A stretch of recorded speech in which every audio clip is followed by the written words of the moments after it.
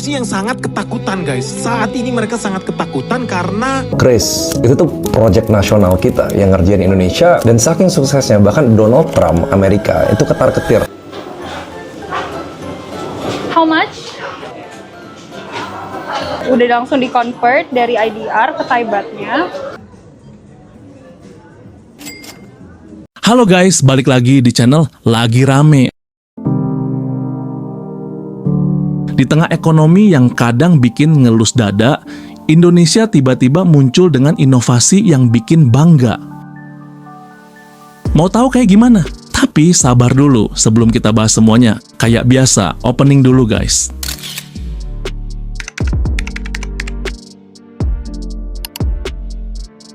Kris, sistem pembayaran simple yang bikin transaksi kayak ngedip mata langsung beres. Karena terlalu praktis dan murah, Amerika sampai kepanasan. Maklum, mereka terbiasa dengan sistem mahal yang ribet dan lama. Kris ini ibarat sahabat yang selalu siap bantu tanpa drama. Mau bayar cilok atau makan fancy, tinggal scan dan selesai. Sementara di negara lain, orang masih sibuk gesek kartu atau cari mesin yang kadang ngambek. Dari warung sampai mall, semua bisa pakai Kris tanpa harus masang alat aneh-aneh. Makin populer Kris, makin banyak juga yang ngerasa terusik, terutama dari Amerika. Mereka ngelihat Kris kayak pendatang baru yang tiba-tiba jadi pusat perhatian di pesta. Visa dan Mastercard yang udah lama berkuasa jadi ngerasa posisinya kegeser. Bukan karena kita sombong, tapi karena Kris memang lebih efisien. Masuk 2025, suasana makin panas. Trump ngumumin tarif impor baru yang bikin Indonesia kena 32%.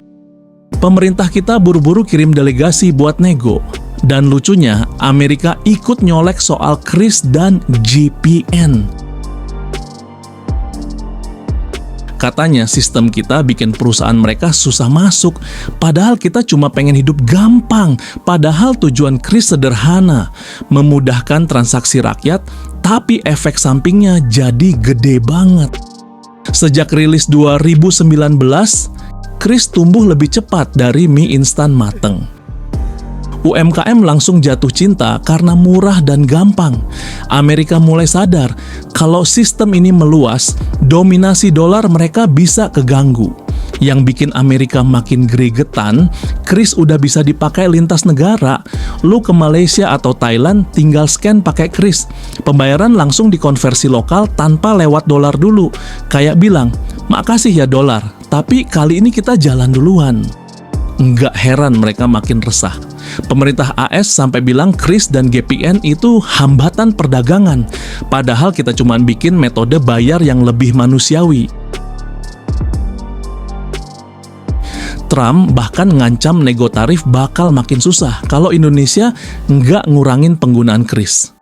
Politik internasional emang suka baper kalau nyerempet duit. Sementara itu, Bank Indonesia santai banget. Mereka bilang Visa dan Mastercard masih kokoh di sini. Jadi nggak ada ceritanya Indonesia nutup pintu. Kita cuma kasih pilihan yang lebih murah dan fleksibel. Destri Damayanti juga bilang kerjasama itu tergantung kesiapan negara masing-masing. Dan kita nggak salah apa-apa. Soal biaya, Kris menang telak. Merchant kena 0,7% atau bahkan gratis, bandingin sama kartu kredit yang 2-3% plus biaya lain-lain. Belum lagi EDC yang suka error tiba-tiba. Dengan Kris, HP aja cukup buat buka toko, murah, cepat, dan cocok buat semua skala bisnis. Pertumbuhan pengguna Kris meledak luar biasa, sampai 56 juta orang lebih pada 2025. Sementara kartu kredit stagnan kayak antrian parkir mal pas weekend. UMKM suka karena transaksi otomatis tercatat, nggak perlu nyari receh, dan lebih rapi. Pelanggan pun nyaman karena tinggal buka HP. Begitu Amerika mulai nekan Indonesia, warga malah auto kompak. Penggunaan Kris naik tajam banget sebagai bentuk perlawanan halus. Orang ngerasa makin scan Kris makin dukung produk negeri sendiri. Hasilnya, transaksi Kris meledak 169% di kuartal pertama 2025. Keunggulan lain yang bikin Kris makin disayang. Data transaksi disimpan di Indonesia lewat GPN, jadi privasi lebih aman. Sementara sistem asing biasanya kirim data ke luar negeri. Banyak orang akhirnya makin yakin bahwa bayar pakai kris lebih aman dan lebih sesuai buat kebutuhan lokal. Kris makin jadi simbol kedaulatan digital. Mulai dari pedagang kecil sampai bisnis besar, semua bisa pakai tanpa biaya mahal.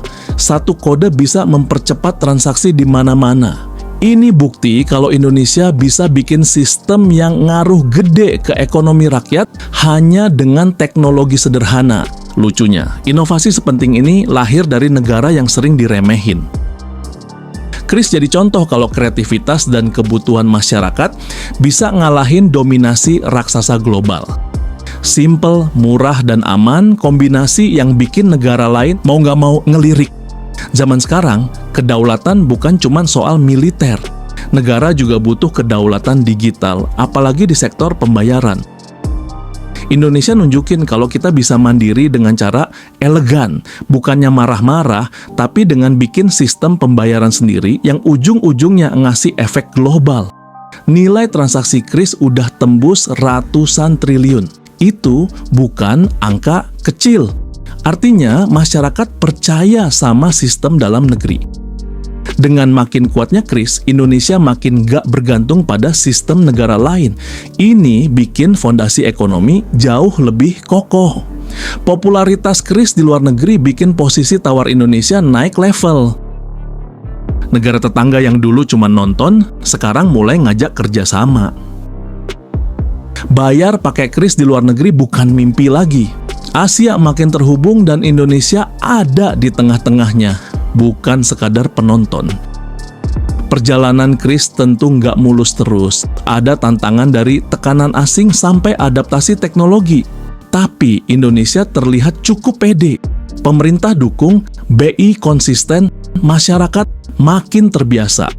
Kombinasi ini bikin kris susah banget digeser dari popularitasnya sekarang. Kris akhirnya naik kasta dari sekadar alat bayar jadi simbol kemandirian digital. Di dunia yang makin kompetitif, punya sistem sendiri itu ibarat punya tameng dan senjata sekaligus. Selama terus dikembangin, kris bisa jadi fondasi utama ekonomi Indonesia di masa depan. Jadi, kalau lo masih suka bayar cash karena lupa top up, mungkin ini saatnya ikut gerakan kecil bernilai besar. Setiap kali lo scan kris, lo bukan cuma bayar makan, lo lagi ikut memperkuat ekonomi digital Indonesia. Mungkin sepele, tapi dampaknya besar buat negeri kita.